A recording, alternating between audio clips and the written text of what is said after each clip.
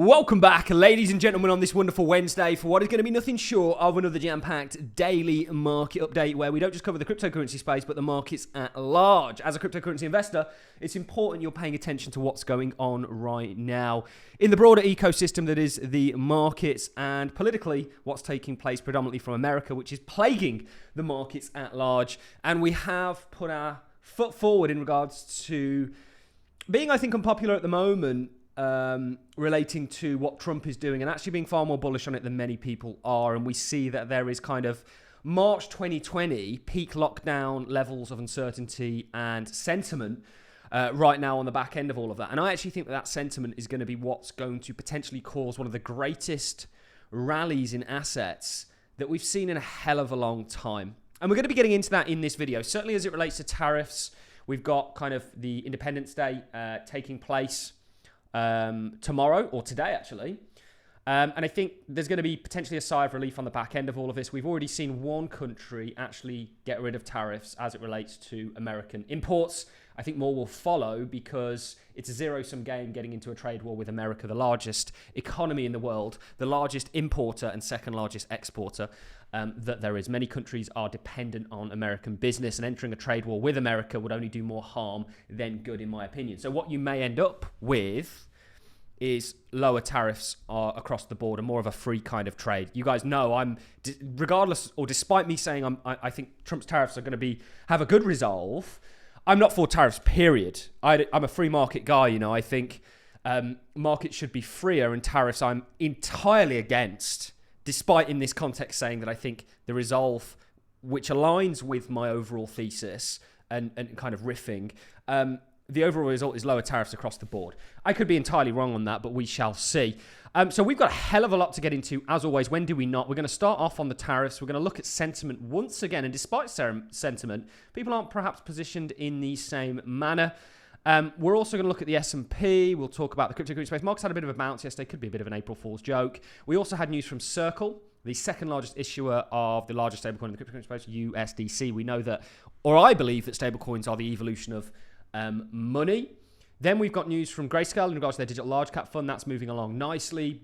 Binance, or BNB, has had an ETF filed by VanEck. We're bullish on BNB. Then, very interesting, everyone's talking about, it's not Independence Day, sorry, it's Liberation Day. We have that taking place today, and this was shared by the CEO and co-founder of Coin Bureau, Nick. I don't know if you guys are familiar with him, but you will be today. He's essentially saying this is interesting, but on the 5th of April, the US federal agencies have to submit a report on their crypto holdings per the executive order. Now that is going to be interesting. And also BlackRock have filed just yesterday on the 1st of April their crypto asset register in the UK. That literally took place yesterday. And we looked at a report from BlackRock in regards to Larry Fink's letter to his investors. And I'm pretty damn bullish on the future, guys, despite all the uncertainty. And I think that timing is everything in markets. You know, I watched a video of Stan Druckenmiller saying that he never makes money shorting, and he lost 600 million shorting the tech stocks, essentially expecting them to go bankrupt. And then he had to cover that for 600 million, a 200 million pound bet. And this is why shorting is a little bit more complex, certainly when you use options. He had to essentially cover for 600 million.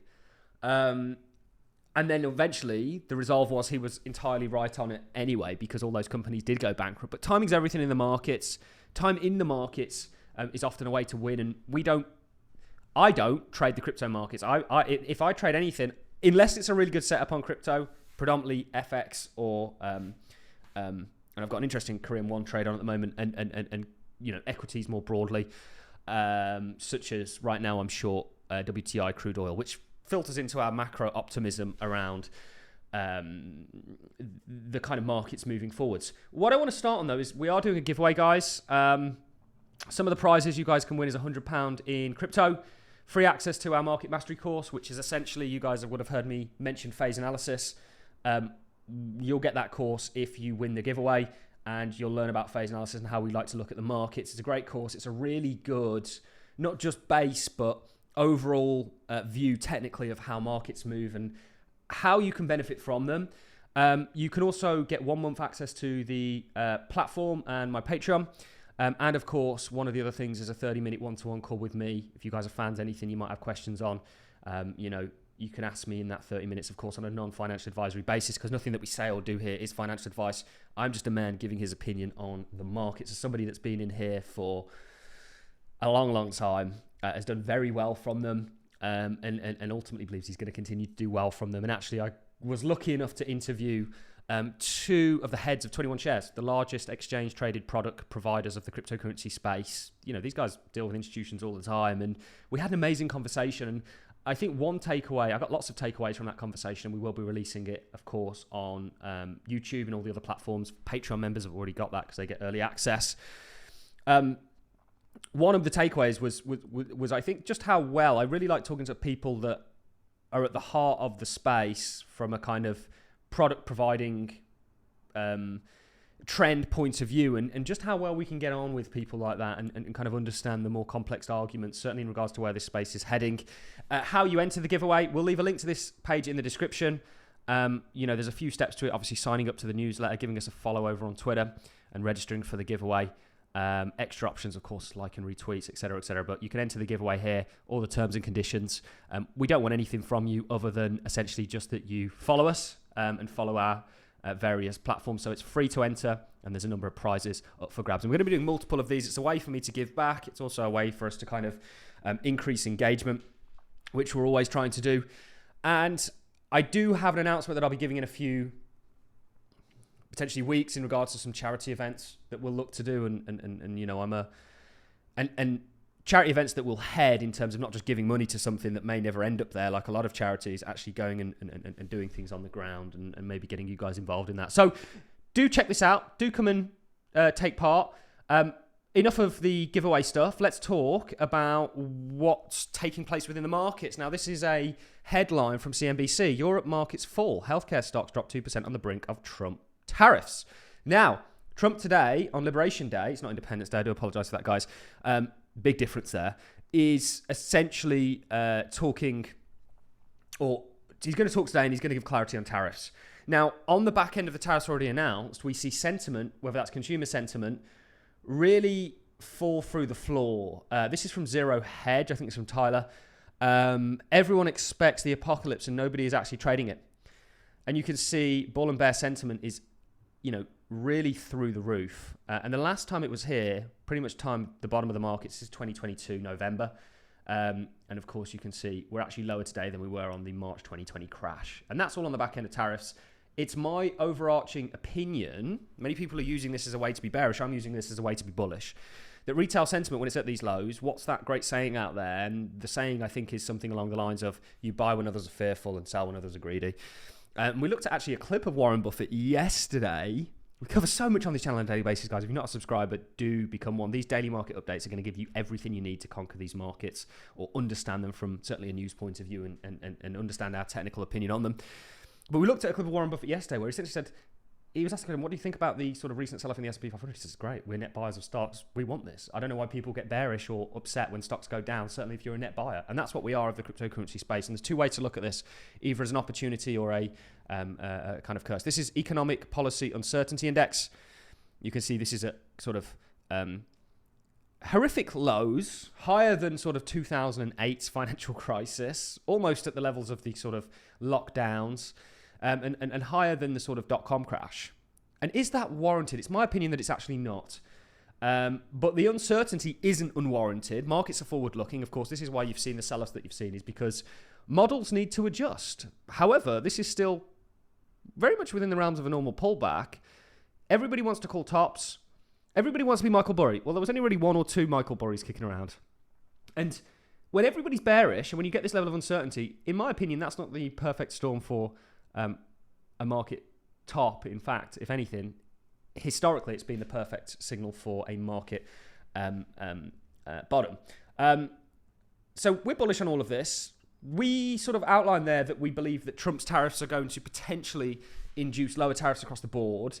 So if I'm the UK, for example, and we've got 20% VAT on American goods, and we don't charge America the same thing for their imports, or America doesn't charge us the same thing for our imports, now they're going to do that, which means and I was speaking to a car manufacturer in Birmingham face to face, and even he was saying, look, I don't think this is going to go forwards in the sense that people believe it will. Yes, there might be some uncomfort, but if he was running the country, and the person running our country right now, I'm obviously from the UK, I don't think is very competent or really should even be there, but we live in a democracy and that's how it goes.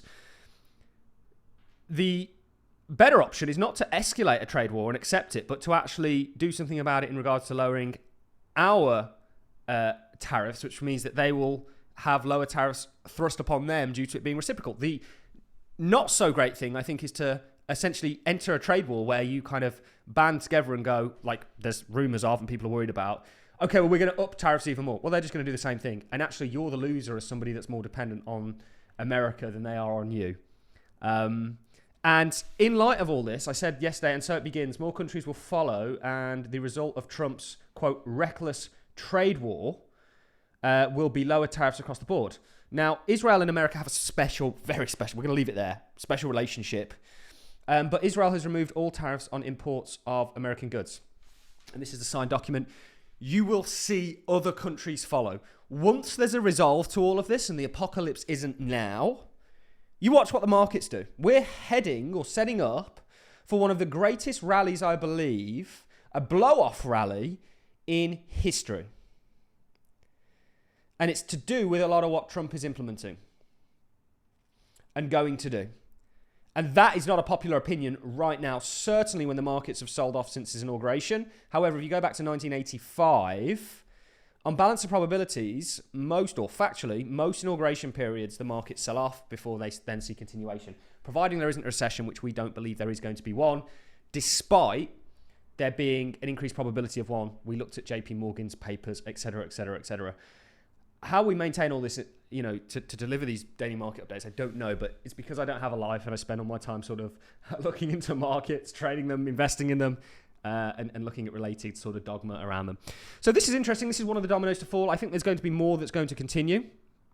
And ultimately, this is going to be the start of further dominoes. And when you relate that to sentiment, if there's an undoing of this, well, you see the stock market continue to climb, which we believe it's going to. The stock market made our target from all the way back in 2023. We've been very right on risk generally.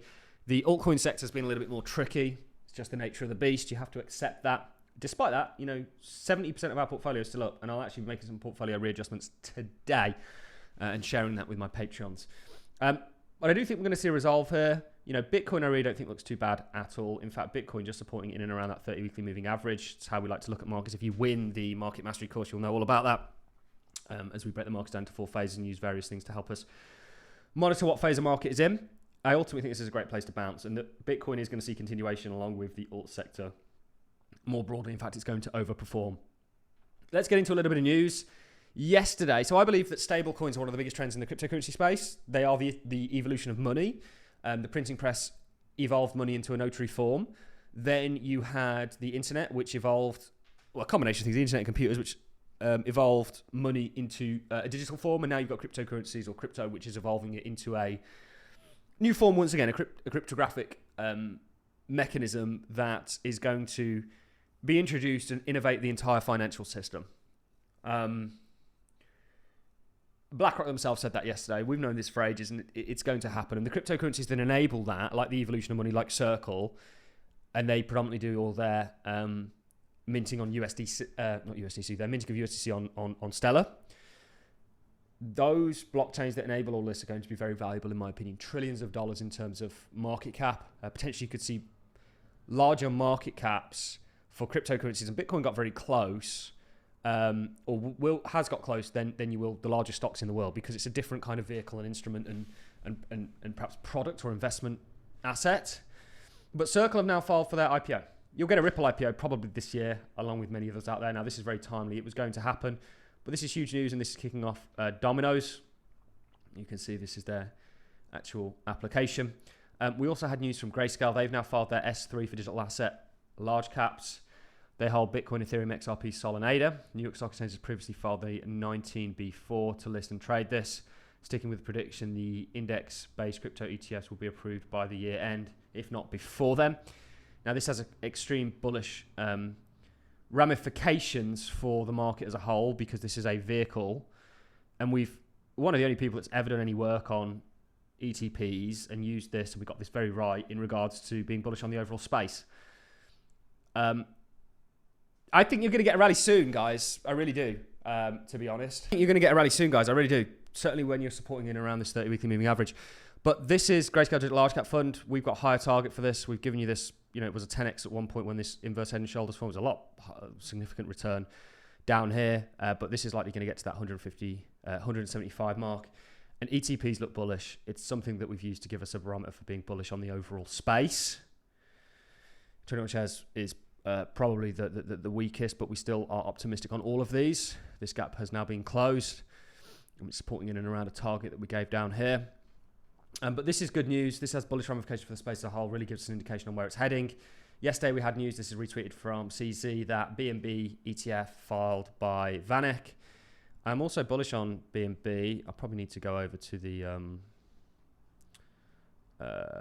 what do I want? Meetings? No, not meetings. Watch list to get the BNB chart up that we have and we've done draws on. Where are you? BNB. Yeah, so we're pretty damn bullish on BNB. We think it's going to do well. There was rumours that maybe there was going to be investment by the Trump family into BNB or into the Binance exchange. But we've obviously got targets for this at 2,675, which is in line with more broadly where we think the space is going. There's far more bullish things than bearish things. This is interesting. So everyone's talking about today and Liberation Day. But this is from Nick. He's the CEO and co-founder of Coin Bureau. Some of you might not be familiar with him. Everyone is talking about Liberation Day tomorrow, but I am more interested in April 5th. That's the deadline for the US federal agencies to submit reports on their crypto holdings per the executive order. Could they be holding stacks of other altcoins we never knew about? This is going to be interesting and very revealing. One of the few people highlighting this, so definitely worth a shout out. Also, our friend over at Archax, Graham Rodford, who's the CEO. Archax are doing big things. They're a pioneer, really, when it comes to tokenization. Great to see BlackRock UK, registering on the UK Crypto Asset Register. The register covers digital asset instruments rather than TradFi instruments, giving crypto exposure like the ETF. So hopefully this means the UK has something exciting coming. And I believe so. I think there's something that's not quite being said there. Not by him, but generally in regards to the UK, and they're keeping that close to their chest. Be nice to see some good news coming out of the UK.